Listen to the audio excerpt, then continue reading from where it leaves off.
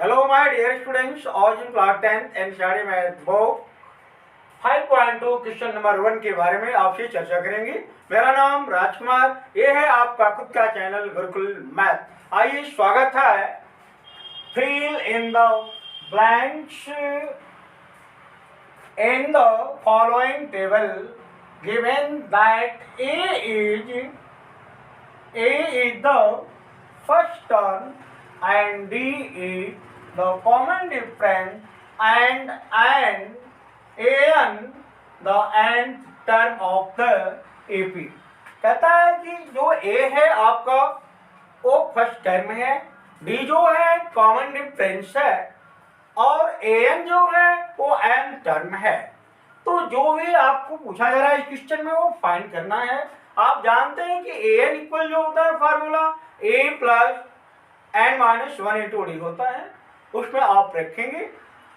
तो आपका जो भी पूछेगा, यहाँ an आपका पूछा है, आप अच्छी तरह जानते हैं कि an इक्वल होता है an equal a plus n minus 1 into D. A formula होता है आपका an equal a plus n minus 1 into d. ये फार्मूला है। जहां आप जान रहे हैं a जो है आपका फर्स्ट टर्म है, d जो है कॉमन डिफरेंस है और n जो है नंबर ऑफ टर्म है। तो आपको इसमें number of term n equal 8 दिया हुआ है, d इक्वल 3 दिया हुआ है, a इक्वल 7 दिया हुआ है। an टर्म फाइंड करना है, मीन्स n टर्म फाइंड करना है। तो आप देखें an इक्वल क्या, a इक्वल क्या है 7 प्लस n की वैल्यू क्या है 8 है, तो 8 माइनस 1 इंटू डी जो कॉमन डिफरेंस है वो 3 है। तो क्या हुआ 7 प्लस 8 से 1 माइनस करेंगे क्या होगा 7 होगा, 7 इंटू क्या होगा 3 होगा। जरा आप देखें कैसे हल करेंगे। पहले मल्टीप्लाई हल करेंगे, पहले किसको करेंगे मल्टीप्लाई के बाद तब ऐड करते हैं। आप यदि ऐसा कर देंगे कि पहले ऐड करके मल्टीप्लाई करेंगे तो आपका आंसर रॉन्ग हो जाएगा। तो सबसे पहले आप क्या करेंगे, इसमें मल्टीप्लाई करेंगे। तो 7 प्लस 7 3 क्या होगा 21 होगा, 21 में 7 ऐड करेंगे क्या होगा 28 होगा। तो आपका जो an है वो 28 आ गया। इस तरह से an आपका क्या हुआ 28 हुआ। ये है आपका क्या आंसर। फर्स्ट क्वेश्चन का फर्स्ट पार्ट का आंसर an इक्वल 28 होगा। जैसा कि सेकेंड क्वेश्चन आपका दिया हुआ है, सेकेंड क्वेश्चन में कह रहा है जो फर्स्ट टर्म a है वो -18 है, d जो है पूछ रहा है d क्या है, d निकालना है, d की वैल्यू n इक्वल 10 दिया हुआ है और an इक्वल 0 दिया हुआ है। जैसा आप जानते हैं an equal a plus n minus 1 into d. ये फार्मूला है आपका an equal a plus n minus 1 into D. इस फार्मूले पर आप रखें। जैसा कि an इक्वल 0 दिया हुआ है तो an इक्वल 0 हो गया। a की वैल्यू -18 दिया हुआ है, -18 प्लस n की वैल्यू 10 दिया हुआ है, 10 माइनस 1 इंटू डी की वैल्यू पूछा है तो डी लिख दें। अब जरा देखें आप, ये -18 आपका है तो ट्रांसफर इधर करेंगे तो +18 हो जाएगा और 0 में 18 ऐड करेंगे तो 18 ही होगा। ये आपका 10 से 1 माइनस करेंगे तो 9 होगा, 9 इंटू डी होगा। अब डी इक्वल आपका क्या होगा, डी इक्वल 18/9 होगा। क्रॉस कर दे 9 2 जा 18 होगा, तो डी इक्वल क्या हो गया 2 हो गया। मीन जो कॉमन डिफरेंस डी है, कॉमन डी क्या है आपका कॉमन डिफरेंस है, तो कॉमन डिफरेंस डी की जो वैल्यू है ये 2 हो गया। ये आपका आंसर।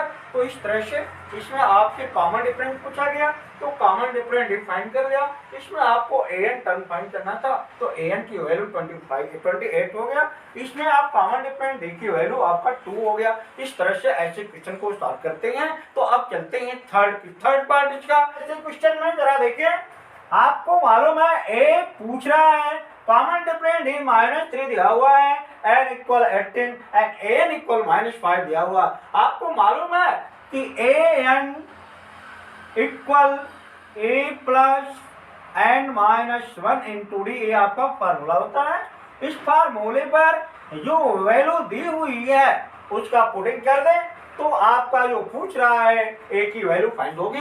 तो आए आप ए एन इक्वल -5 है, -5 इक्वल ए की वैल्यू पूछ रहा है, ए हो गया, प्लस एन की वैल्यू 18 दिया हुआ है, 18 -1 और डी की वैल्यू -3 है तो -3 ऑन पुटिंग कर दिया। आपने देखा -5 इक्वल ए प्लस 18 से 1 निकालेंगे आप तो 17 होगा, 17 इंटू क्या होगा -3 होगा, -5 इक्वल ए प्लस का माइनस में मल्टीप्लाई करेंगे माइनस होगा, 17 3 या 51 होगा, ए इक्वल -5 और ये माइनस जब ट्रांसफर करेंगे तो क्या होगा प्लस होगा, जब प्लस होगा तो 51 हो गया।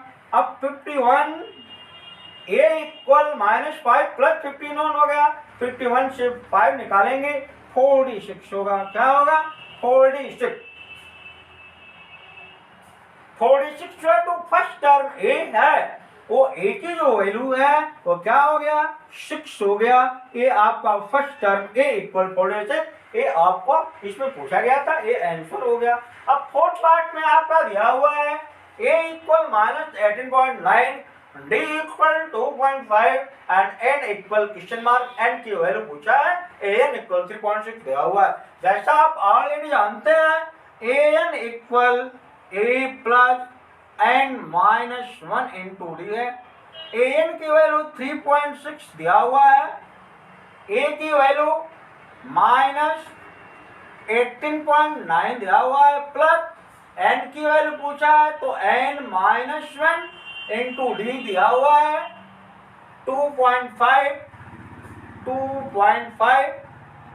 तो 3.6 ये माइनस है, इधर ले लें आप, प्लस 18.9 हुआ इक्वल इसका मल्टीप्लाई कर दें 2.5 एन -2.5 हो गया।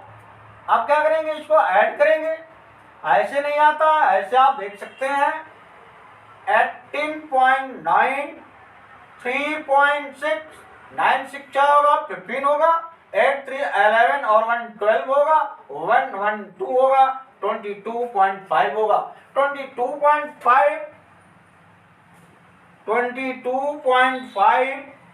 इक्वल 2.5 एंड -2.5 ये आपका 22.5, इसको ट्रांसफर करेंगे प्लस होगा 2.5 इक्वल 2.5 एंड हुआ। अब इसमें 2.5 ऐड करेंगे 2.5 तो 5 5 10 होगा, 2 2 4 1 5 होगा, ये 2 आ गया आपका 25 हो गया।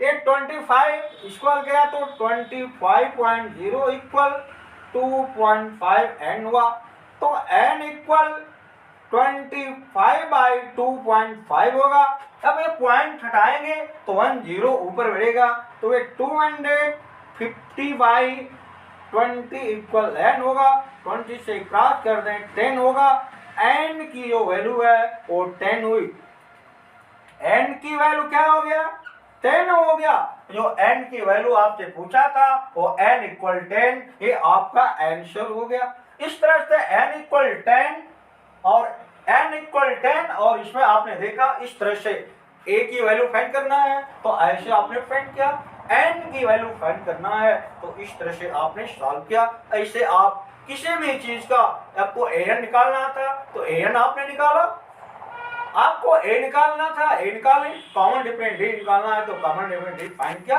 तो अब ऐसे ही नेक्स्ट पार्ट में नेक्स्ट चलते हैं फिफ्थ कि ए एन जो है ए एन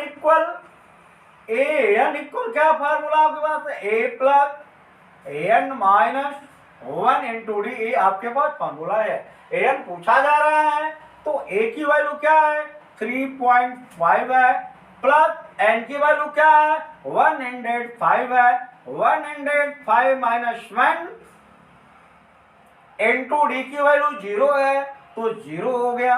तो an 3.5 प्लस घटाएंगे 104 इंटू 0 होगा। 0 में आप मल्टीप्लाई करेंगे 104 का तो 0 ही होगा।